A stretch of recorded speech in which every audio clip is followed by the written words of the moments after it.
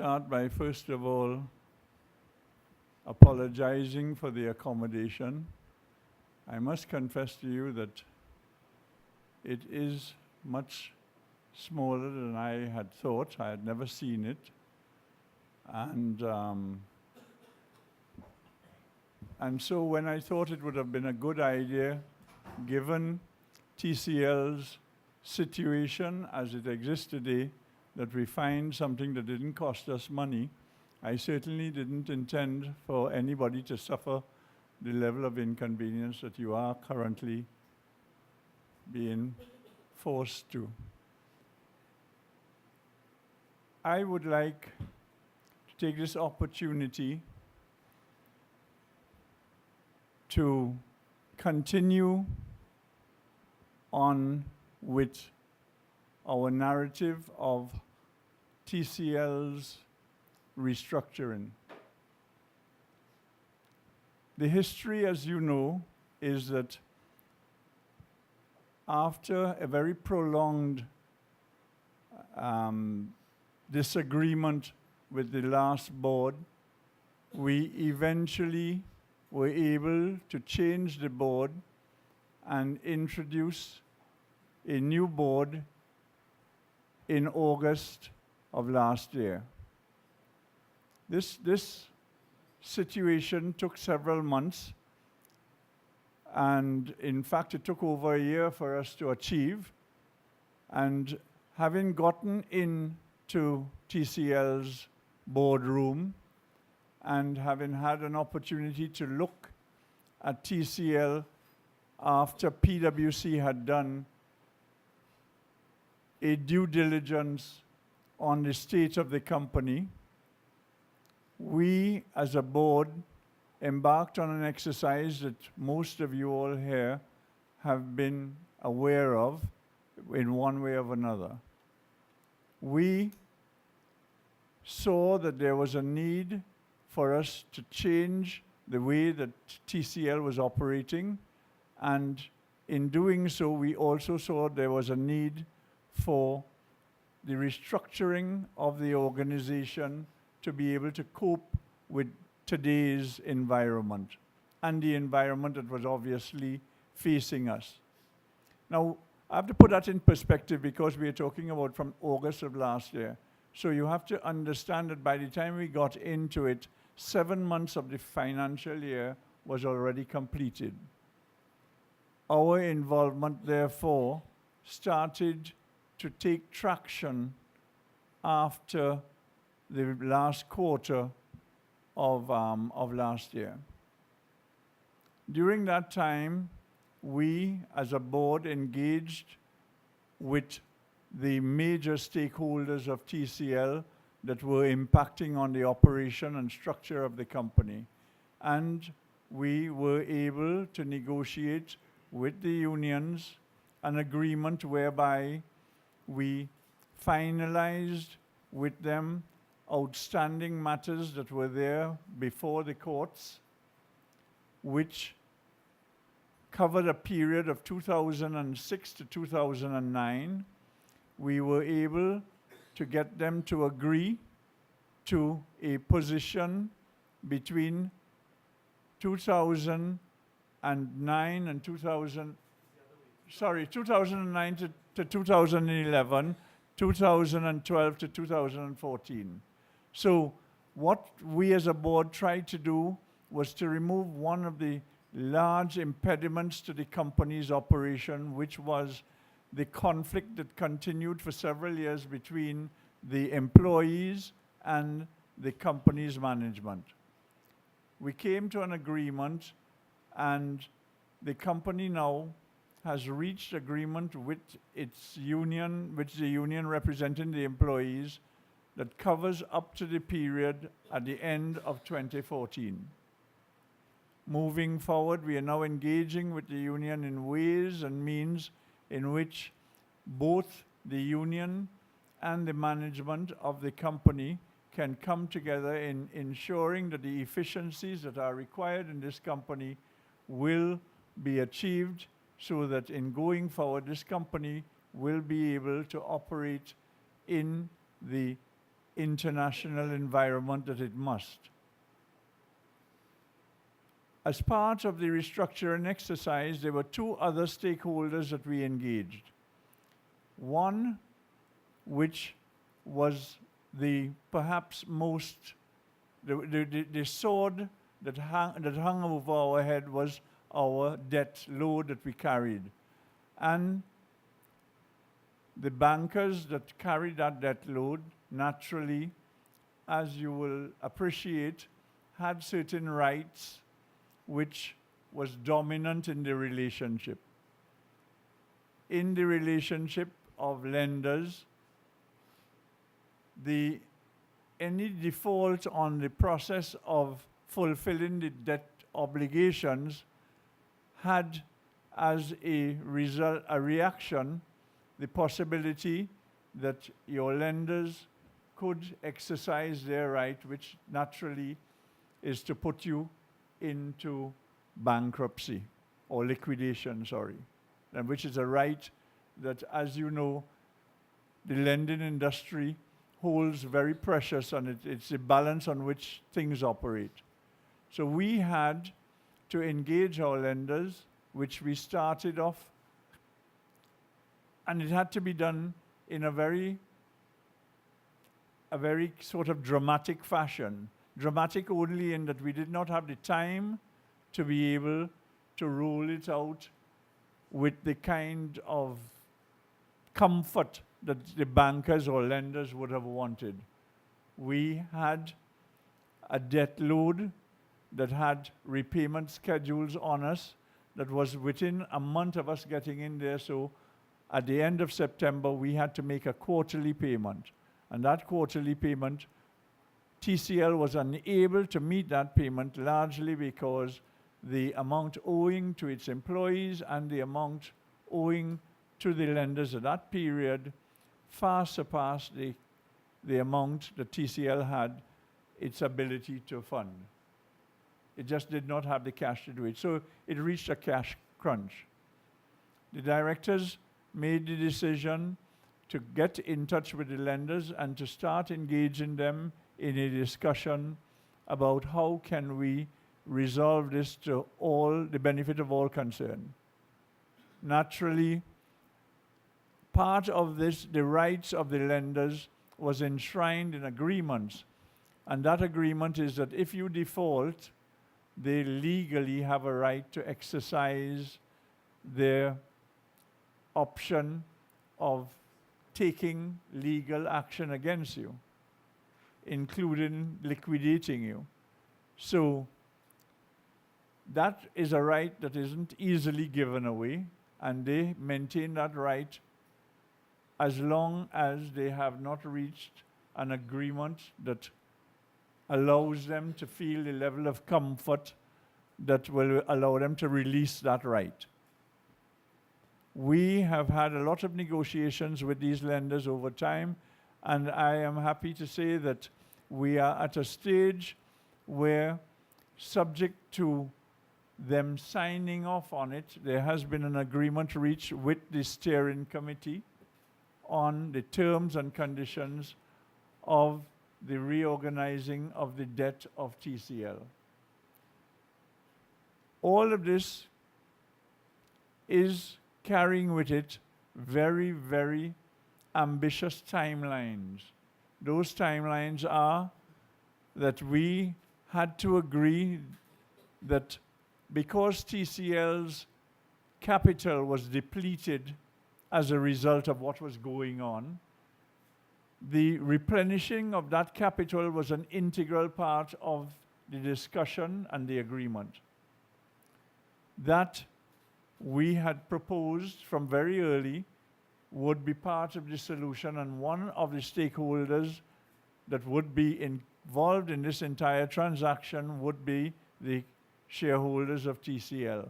We were going to ask the shareholders of TCL to replenish the diminished capital so that TCL will be in a position that its lenders will have a certain amount of comfort in going forward, and that it will be strengthened to allow it to operate as a robust company is supposed to.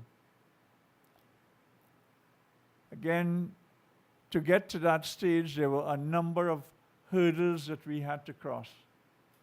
Those hurdles, many of you are aware of, have been largely crossed. We have gotten the removal of a 20% cap that was on the shareholding. We have gotten one of our large shareholders to be a backstop shareholder, ensuring that the rights issue will not flop, as has happened in the past with several other rights issue. And we are now awaiting the SEC's approval of our documentation so that we can come out into the marketplace with our rights issue, which we are hoping is going to be able to give us the necessary capital for us to qualify for the restructuring of the debt as has been set about by our lenders. There is a tremendous amount of benefit to be had by TCL restructuring its debt, and we feel that we are well on the road to achieving all of that, albeit that we have a number of hurdles, administrative and otherwise, still to achieve. Today, we are presenting to you all the results of 2014, the annual results of 2014. One of the things that motivated our action against the past board was we felt uncomfortable in the level of transparency and accountability that TCL has over the years been lacking.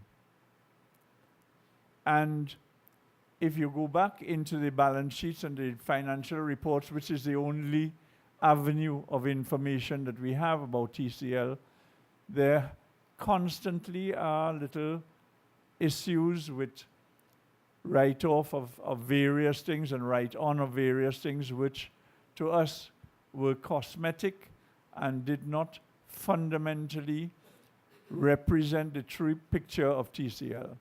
In coming into 2014, the board thought that it would be prudent for us to look at all of the issues that were involved in TCL's operations and its balance sheets and its financial statements.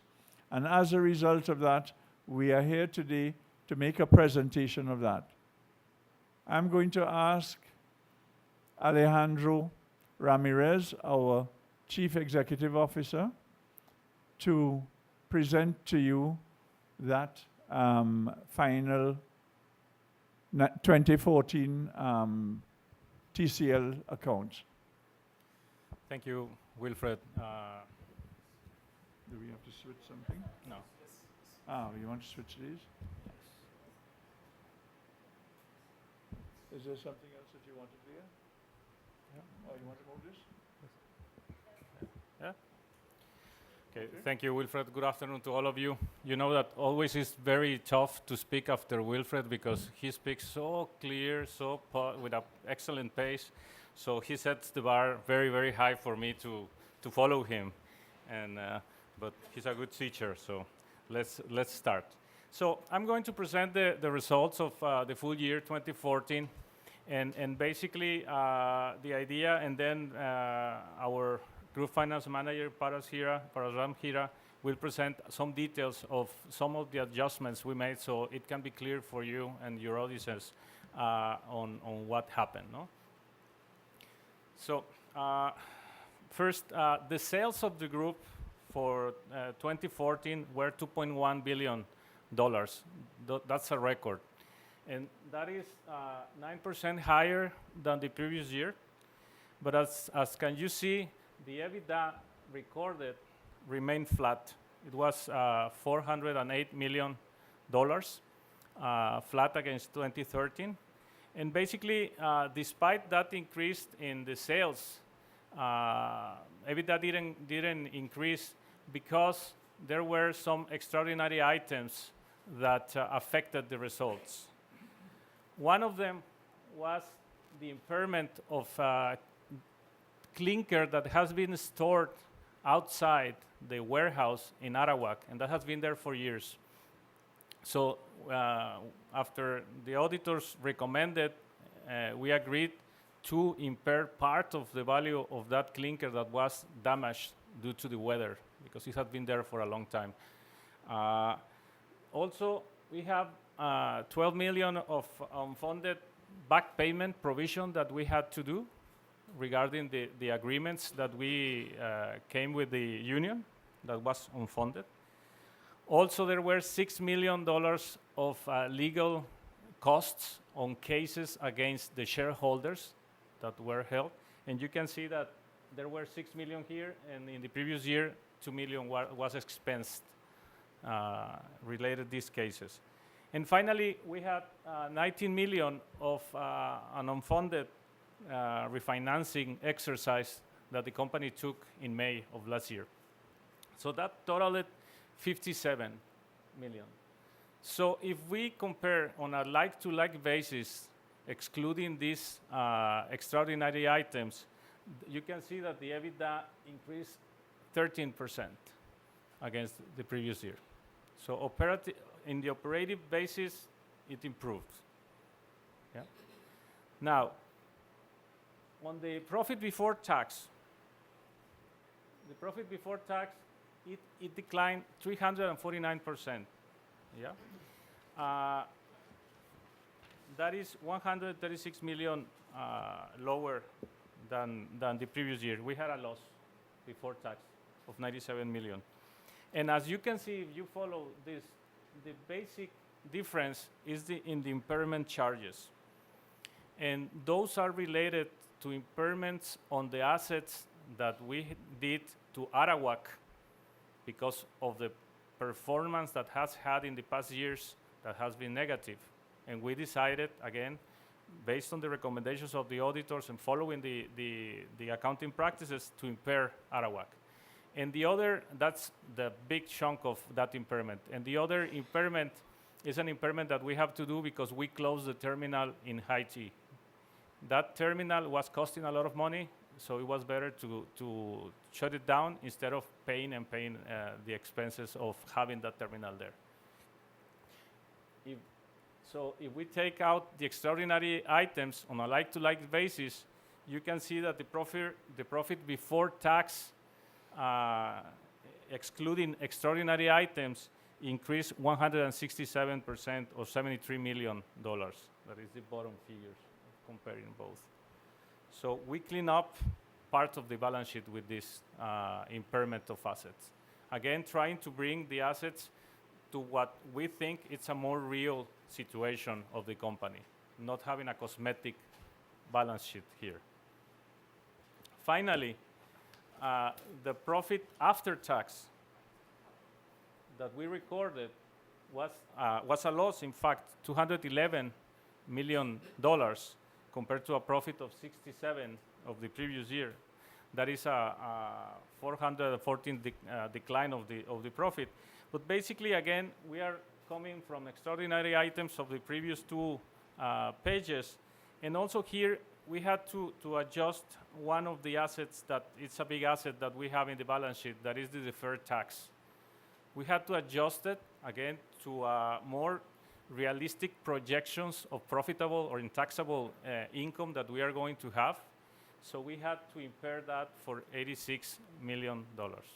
So you can see the total extraordinary items that we incurred during the year, and basically it's in the past, in the last quarter, is $299 million US. So excluding that, TTT dollars, sorry. I said US dollars, sorry. So excluding that, we would have $88 million of a profit against 33 on a like-to-like basis. The final point that I want to make is that from the 299 extraordinary items, $274 million are non-cash expenses, are impairments that we did in the balance sheet in order to have it in a more real. Just 25 million are expenses that are cash and that have been already paid. Okay. Now I'm going to pass over to Paras so he can explain a little bit in more detail the extraordinary expenses that were presented here. I'm just going to, before we pass it on to Paras, I know that we have quite a lot of people here who are very savvy about most of the items that have been discussed here. But for a little bit of clarity, let me kind of elaborate a little bit. Haiti. We had a situation where we were paying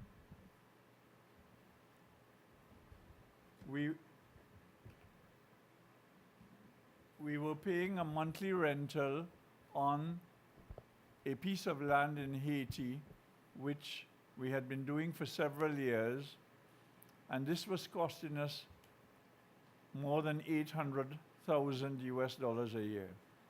So there was absolutely no activity ever done in Haiti through that piece of land. So maintaining it was a no-brainer. I mean, we had to get out of there. And that gives you some of the idea of the correction of some of the things that were going on. I would pass on to Paras, who could give some more detail on the actual balance sheet items.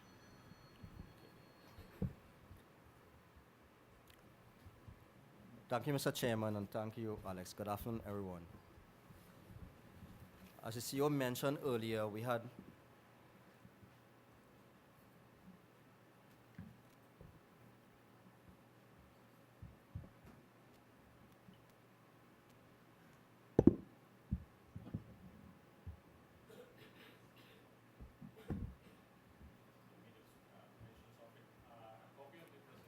A press release is going to be handed out at the end of the session, so you will have all the details there.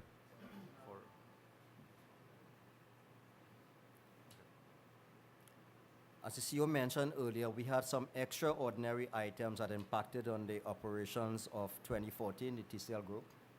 I will go through some of these at this point in time. We, TCL Group, complies with International Financial Reporting Standards as IFRSs.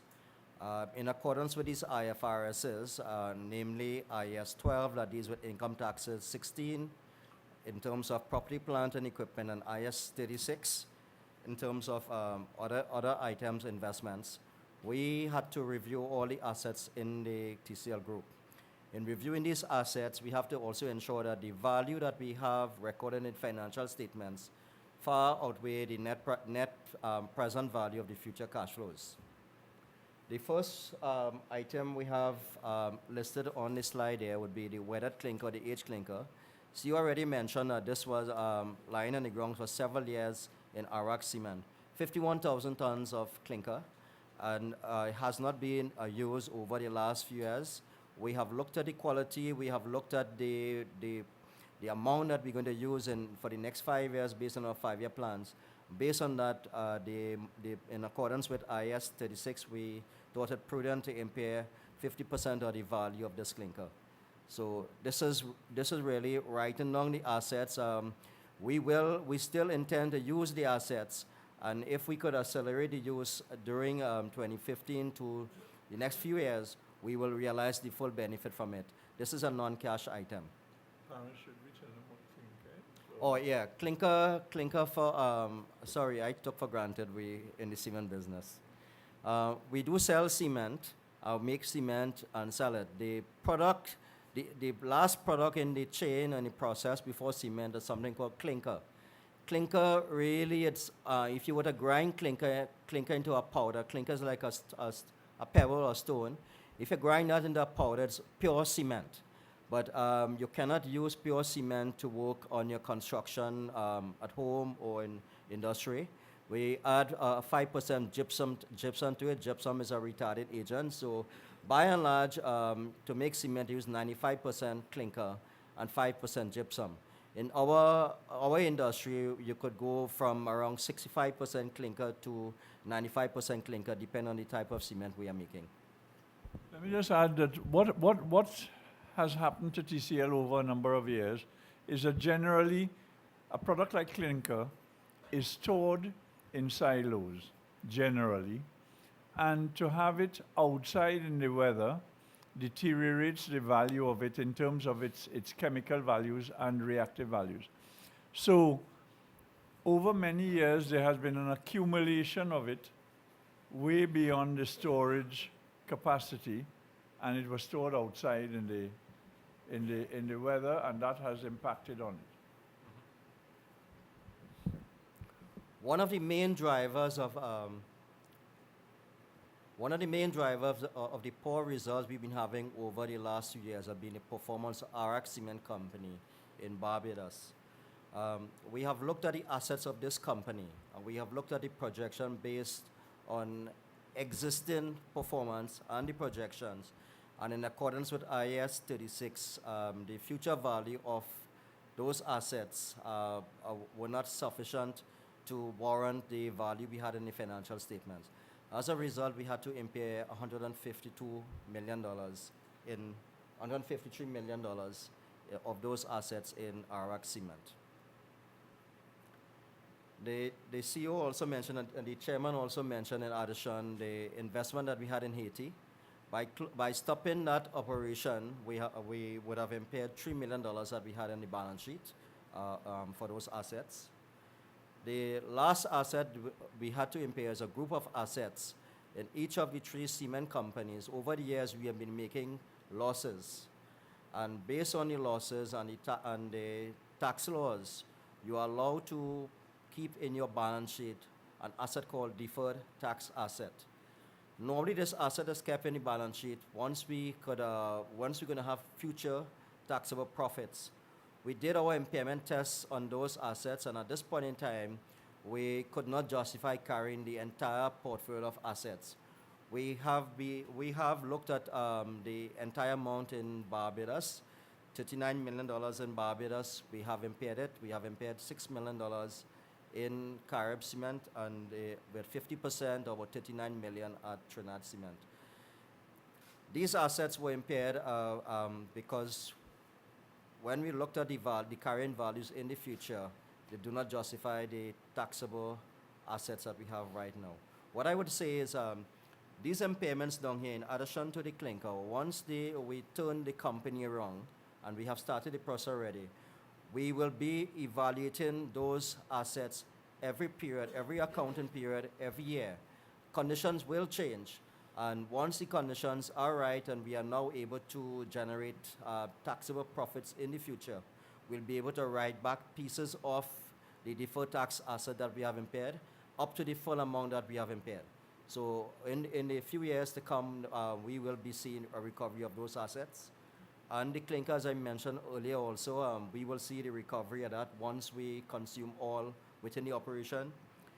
The impairment of Arak, once we turn that company around and we start deriving the true value of that company, we will see a reversal of the impairment of Arak Cement also. I will now take us to the balance sheet. And when we look at the balance sheet, we will see the impact of some of these adjustments and how they impacted on the balance sheet. The first group of assets we have down here would be the non-current assets. The non-current assets would include the fixed assets in the group. We had, and this would have been affected by the Arak impairment and the impairment of the Haiti asset that I mentioned earlier. The current assets, even though it increased from $837 million to $850 million in 2014, this is where the impairment of the clinker would have been. So we would have done, notwithstanding the impairment, we would have done a lot better in increasing the value of the current assets of the group. We go to the equity, and under the equity, in the section called reserves, you would have seen that in 2013, the reserve was $95 million, and at the end of this year, 2014, $189 negative. This is where the CEO mentioned we had these non-cash adjustments, and this is really where the impairment, the $153 million impairment in Arak, the $86 million impairment in the deferred tax. This is where those impairments really came. They are non-cash items. We will be able to recover them in the future. with improved performance, and this will be reversed. It's this tremendous fall in the equity that we are looking to finance also from the restructuring and through the rights issue. So with the rights issue coming in later in this quarter and early next quarter, we will see a stronger balance sheet, and a company will be positioned to reap the benefits in the future. I pass back over to the chairman. I think what we are hoping to be able to demonstrate here is, in presenting the balance sheet to you, we wanted to also give you the information that brought about some of these things. I recognize that, as I said already, we have a very large amount of, a large number of people here who are very accurate with most of what has been said here. They understand what these impairments are, etc., etc. But the market, we feel, needs to understand clearly that the company had in its portfolio of assets and liabilities certain things that we felt needed to be restated to give a more accurate situation of what the company's position was.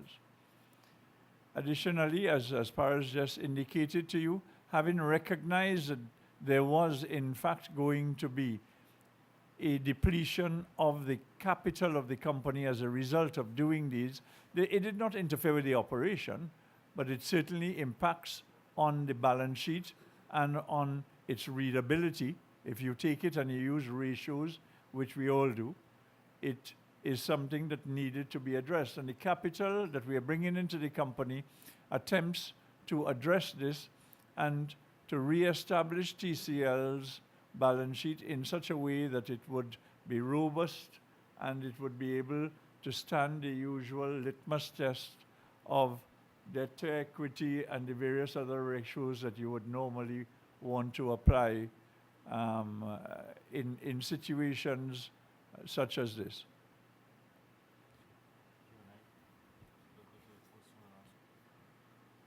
At this stage, what I am going to do is I'd like to open up for the floor to questions and see if we can help to give any clarity to anyone that may have, some questions that they would need to ask us.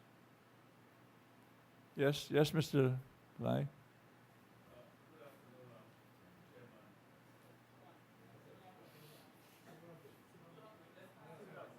You can sit with it.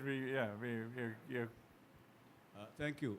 Mr. Chairman, I was looking at the size of the impairment, and I didn't see any impairment from Jamaica or your plants in Trinidad and Tobago.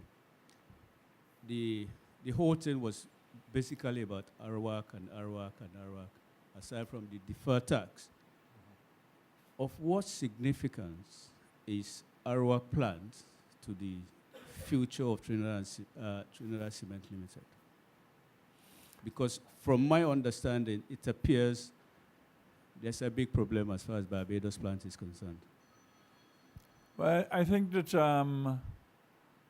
if anything, I should be accused of having talked a lot about the fact that Arawak was an issue that needed to be addressed.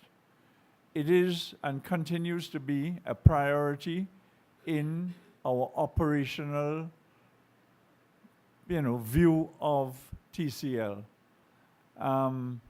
It is premature at this stage to give a clear decision on it because the board has not contemplated on that. We have I suspect that our presence has been so frequent that people think that we've been there a long time. But in the scheme of things, we really have been concentrating on very complex issues with the union, with the rights issue, and also with the lenders, so that the operational restructuring that has to take place has not been put as a priority, because you couldn't put it as a priority until you had finished ensuring that the company can in fact survive. It would not have survived unless we had gone through an exercise that we're going through now. But that is, of course, a major issue that has to be addressed immediately upon getting past this hurdle of getting in the capital. Anthony? Good afternoon. Were the impairments and write-downs optional, or were they mandatory in an accounting sense? In other words, if another management and another board had been in charge of TCL in the latter half of last year, could they have taken different decisions with regard to Barbados, Haiti, and the clinker? Well, Anthony, I think that the history has seen that there has been different decisions taken on the board before this board. So I could answer that by saying yes, because there's some degree of discretion. However, if one wants to be accountable, if one wants to be prudent, if one wants to be able to give what is a realistic view of the company's status, then we as management we have guidance by the standards themselves, is fairly well guided in its terminology. And if we adhere to those standards, we had to do this. It had to be done. If someone escaped it in the past, they were lucky.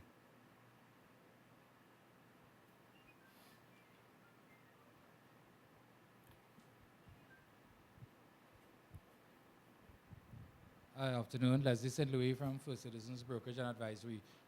What is the percentage impairment of the Arawak plant? You gave the quantum of 150 million, but it didn't indicate what percentage of the carrying value that was. So just thinking in terms of, should Arawak not turn around, what could potentially be the future, any possible future impairments of that asset? That's one. And because I take that in light of a report that was in the press sometime last month, that a major customer in Barbados had actually been bringing cement in from Suriname. And that the Barbados operation had lost something at the order, I can't remember the number, it was 15,000 tons a year, something to that effect. And in terms of your balance sheet, even with the rights issue, you're still going to have a net shortfall of, or excess of current liabilities of about $1.2 billion. So, I mean, that's a big number. So is that going to, how is the sword of Damocles, as you put it, going to be removed? Okay, as you will appreciate, in the course of action that was taken at the end of September, when we took the decision to ask the lenders to go into a standstill arrangement mode, what we did was we triggered an event of default. And so until there is an agreement that is signed, which had not up to the time of this balance sheet being prepared, had not been signed, that continues to be so. And in that position, it means that all of our long-term debt was transferred to short-term liabilities, current liabilities. As we go ahead, and we anticipate that that should be within the period of the whole restructuring exercise, hopefully to end by the end of June, we see that the whole reorganization of the balance sheet would remove that amount of money back into the long-term liabilities, so that your balance sheet will look completely different. You would have replenished, as I said, your capital. you would have good working capital, you would have a long-term structure of debt that is going to give you the repayment schedule that allows you to do it within the scope of your earnings. You know, you would, and I'm confident of it, you would have an interest rate that is more in keeping with one that again results in the company benefiting substantially from all of these things. And also the level of the debt is expected to be much lower compared to the EBITDA, lower than 4 times. That is a ratio that is always followed, no? So with that. You see, part of the restructuring of the debt that we have been discussing gives us an opportunity to reduce the debt. And that is an opportunity that we are very seriously going to take advantage of, as we have done so with all of the other hurdles. Mr. Mullins? Yeah, Don Mullins, Board Securities. I'm trying to reconcile something. The restructuring exercise has been undertaken. Promises a certain level of profitability going forward, I think within 2 to 3 years' time, if I remember from the meeting of the recent meeting at Hilton. But yet at the same time, I'm hearing that there isn't going to be sufficient profits to take advantage of the deferred, taxes. Is it that it cannot go across group? That- Can you just clarify that, please? I think that if that came across, then and it's a good question because it's one that I myself pointed out that was going to come. Not that I have any kind of foresight to it, but the issue is that we have an accumulation of, if my memory serves me right, near to $1 billion worth of losses that we have been carrying forward. So we were getting kind of out of range. All right. Now, don't forget that this is an asset that, I mean, it's an accounting standard thing. We don't do that in private balance sheets. So that it really it means it can do, and as Paris pointed out, by us removing it and putting it as doubtful, it doesn't mean that we can't bring it back on. It's always there in your tax accounts. So that if as we expect we were to make too much money, we still have the benefit of using all of that to escape, or to not escape. Sorry, I want to. The legal fraternities corrected me here. Not escape, but to at least we to offset any taxation that might be. So don't print that one, Yeah, I don't know if I missed you answered the second half of the question, but not the Barbados write down. What was that percentage?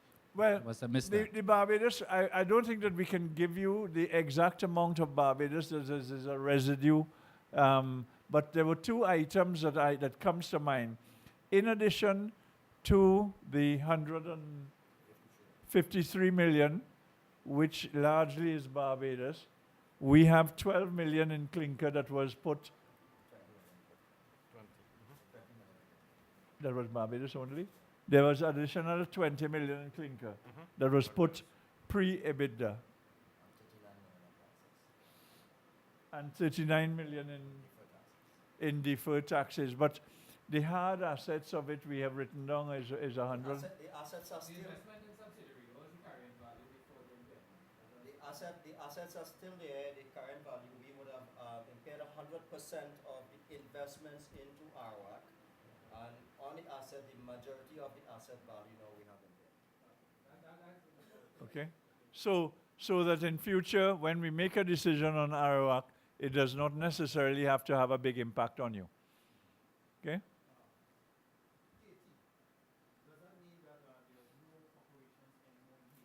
There was never an operation in Haiti. Haiti was a piece of land that was leased, and which they capitalized the leasehold value of the land, and it really meant nothing. So it's smoke.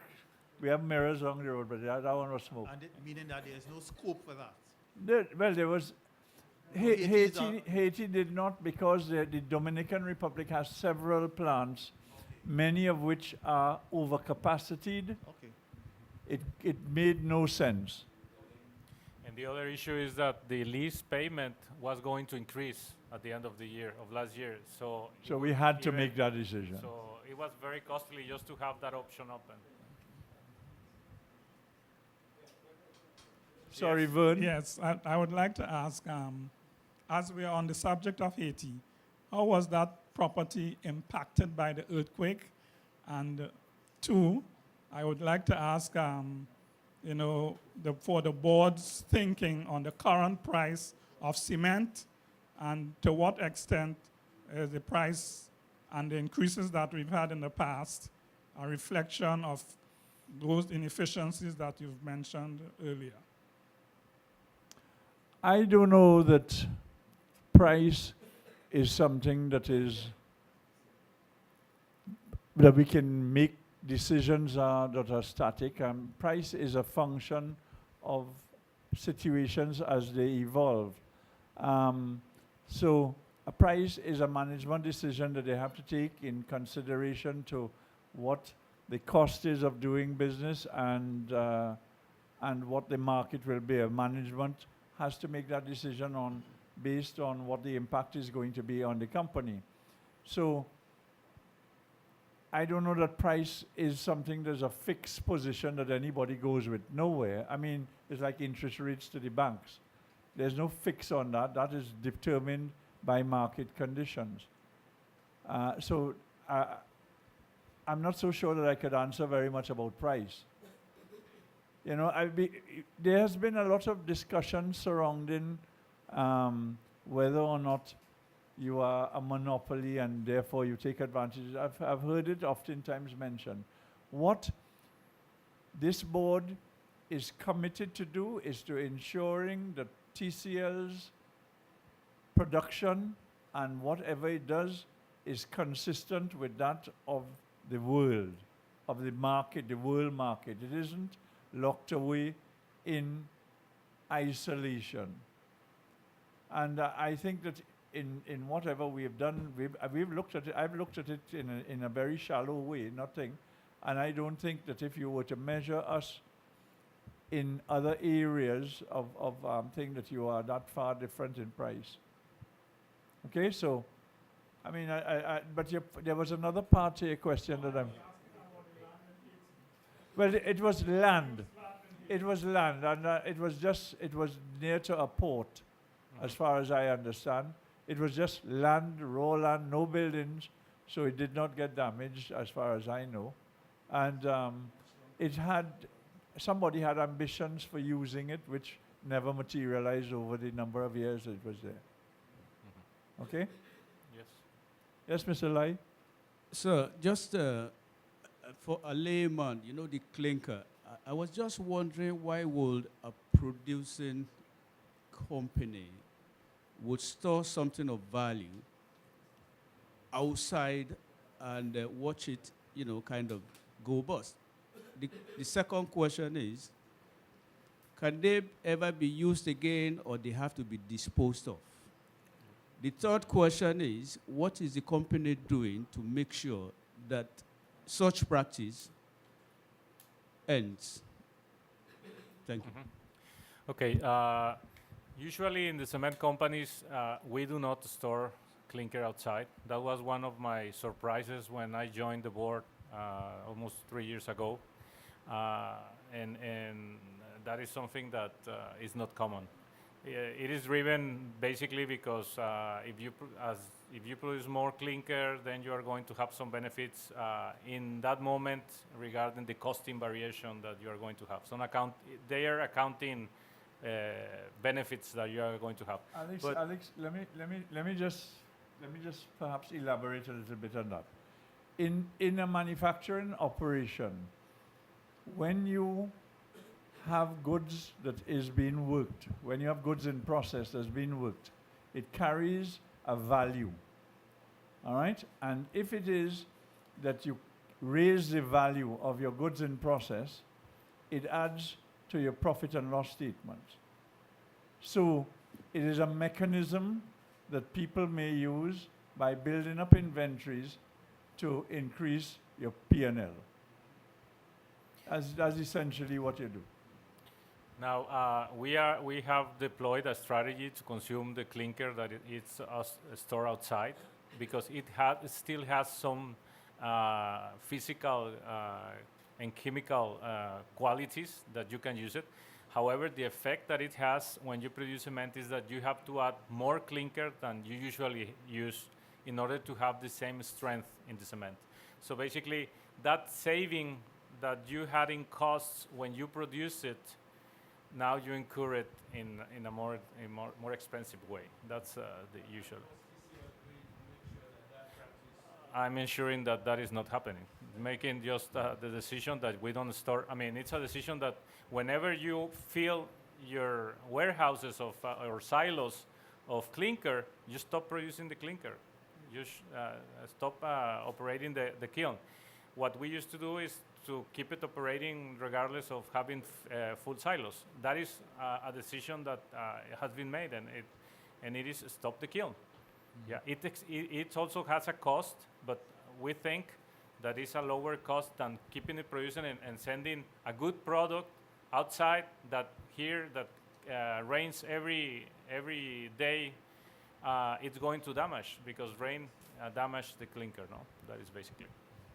We have from the period, as I said, from the last quarter of last year, there has been a program, and each month there's been a reduction of the existing stock of clinker.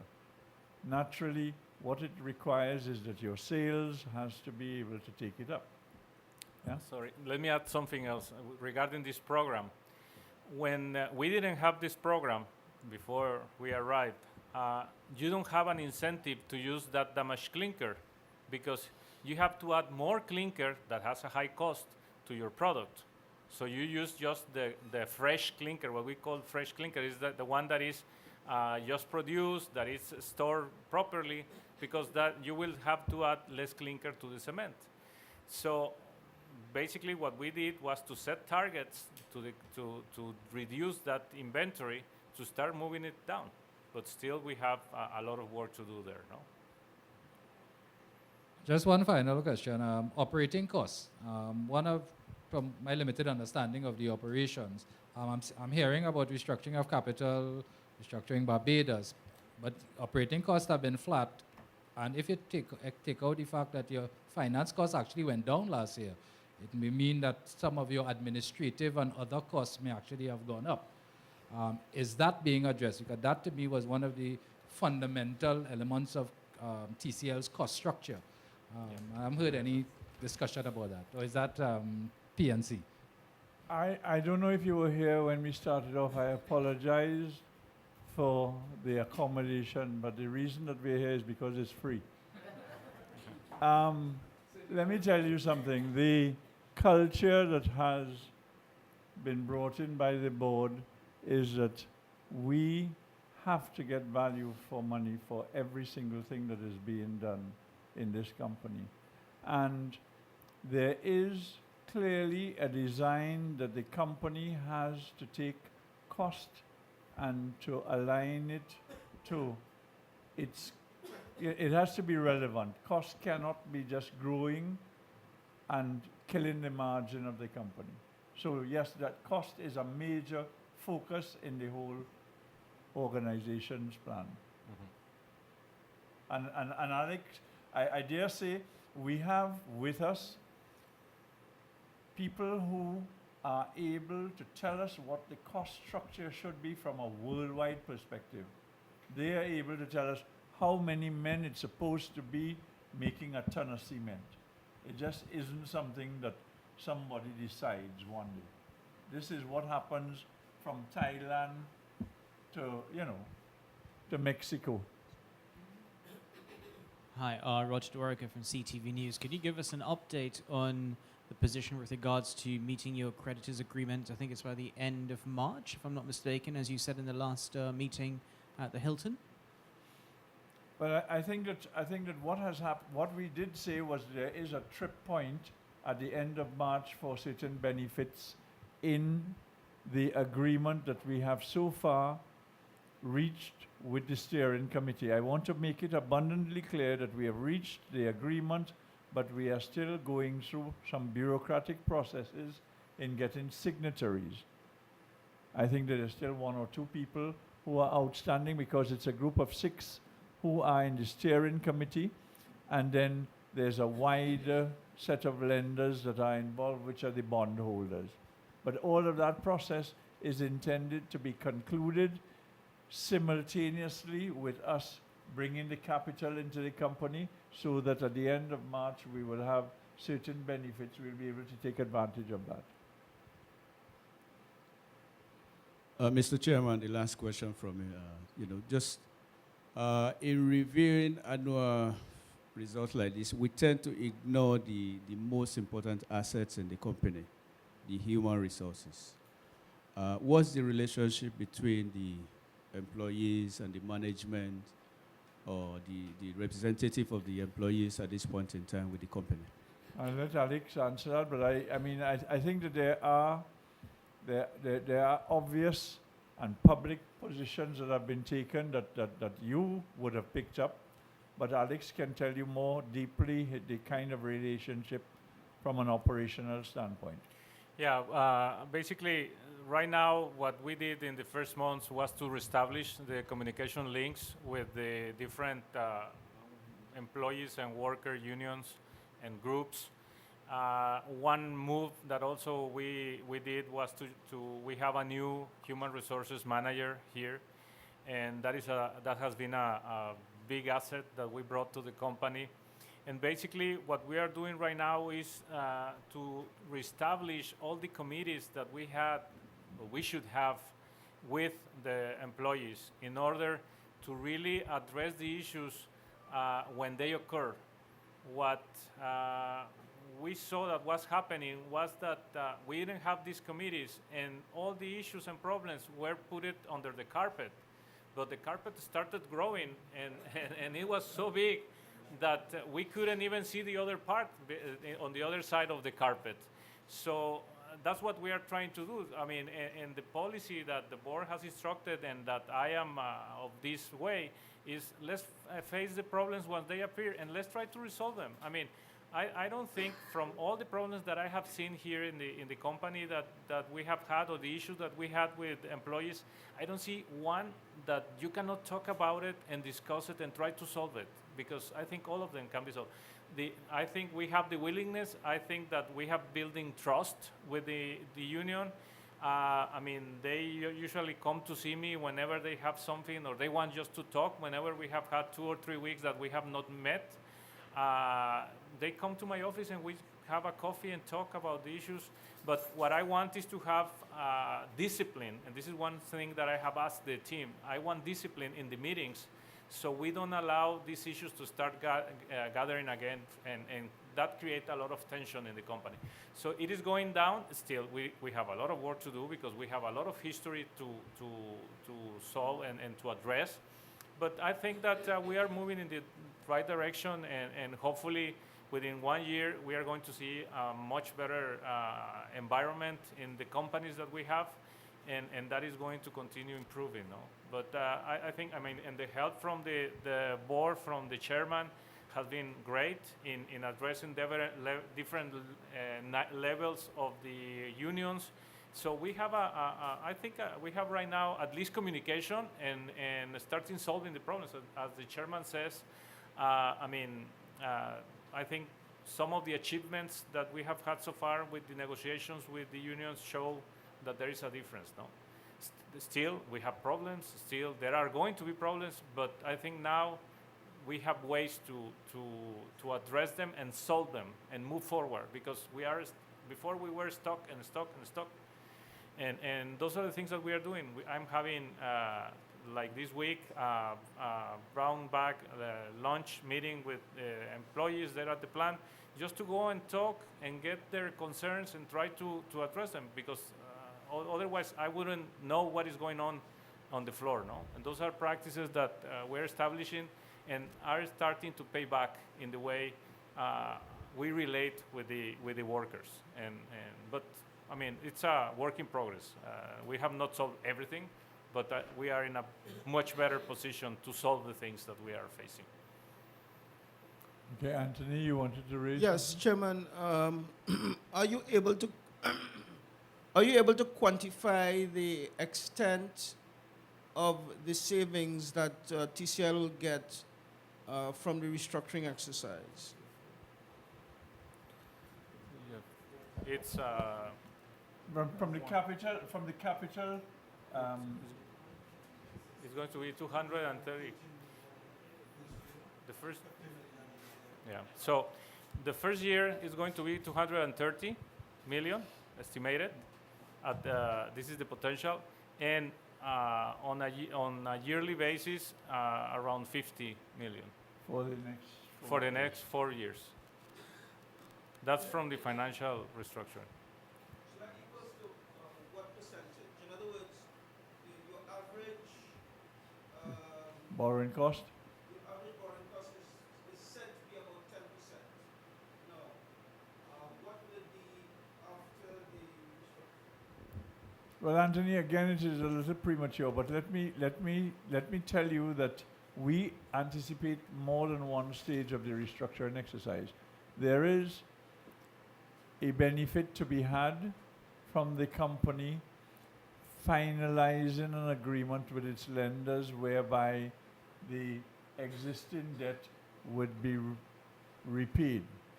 And that means, therefore, that two things could happen. By the repayment, we will benefit in terms of a reduction in the capital sum, and we will be replacing the entire thing at a lower cost of borrowing.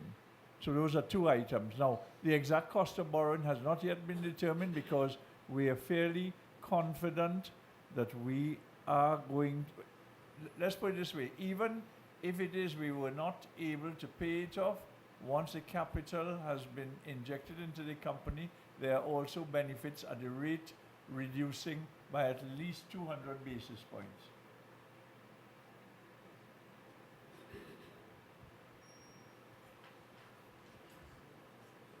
So we have, one of the things here is that we have to be very careful about talking a lot about the future. As you know, we have restrictions in a company that is a public company, and I see the corporate secretary from time to time just kind of waving at me. You can see the hair going up. Yeah. All right, ladies and gentlemen, I want to thank you all very much for coming, and I hope that we have been able to give some insight into the decisions that were made, what impact it has had. I assure you that this is all part of a very controlled situation. It's not at any time has it been a sort of free fall outside of our control. We have, in fact, been managing this process from day one. And to those people who have been listening to the message that we've been sending out, we have stayed on track. We've had a few people who have doubted, and I must confess to you that there are times when a few of us have had butterflies in our stomach, but at the end of it all, I think that we have held steadfast in the direction in which we think that this company has to go. And if all ends up in the way that we are anticipating, I assure you that TCL is going to be something that we're not going to be talking about. Nobody's going to be calling me to ask me what happened with TCL. You know? And that to us would have been what we had tried to accomplish. We as a board. Thank you once again, ladies and gentlemen. Good day.